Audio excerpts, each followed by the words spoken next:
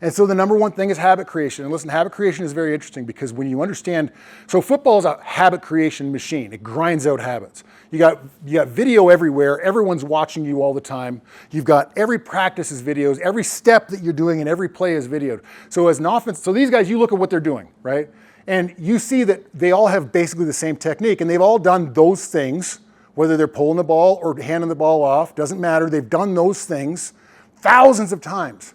So when they do them, it's just easy, right? O-line is really, it's people think it's just a bunch of big fat guys, I'll just say it. They just think it's a bunch of big fat guys that hit each other, right?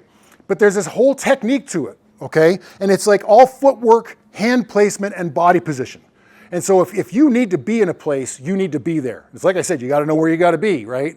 So if you step 6 inches for a play, but you're supposed to step 3 inches for a play, you can see it on film. And if you do that and you step 6 inches instead of 3 inches, you can overstep somebody and get beat, and then you lose the game. It can literally, every one of those plays, anybody makes a decision, it changes the outcome of the game. So creating small habits every day becomes part of who you are.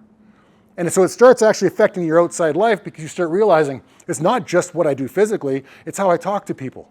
It's how I prepare for the day. It's what I do when I get up in the morning. Everything we do is habits. We're talking about mental health today. We're talking about keeping people safe and about helping people. And so what I propose is a habit that's a small habit that you can start instituting into your life that can help you to help people. And I'm saying it because there's so many things going on where we're not helping people, okay? So we call it get out of the truck. How many guys here have ever been working on site or working on a project and they got a boss who pulls the half ton up and you can see him and he's sitting there and he's on his phone, maybe smoking a dart, drinking a coffee, and he looks over, maybe he's on his laptop, and then he drives off. And what does that tell your men? What does that tell your people in the field? What does that tell your team? Well, you're checking on them, but do you care?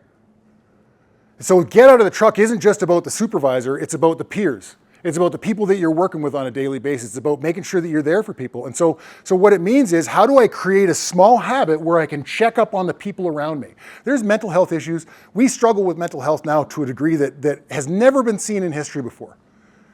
And we need to be able to check up on each other. But it can't be I'm not going to run up and hug everybody in my crew. You're not either. Maybe you are. But it's one of those things where it's like, we got to figure out how to do it. So you get out of the truck means you approach people.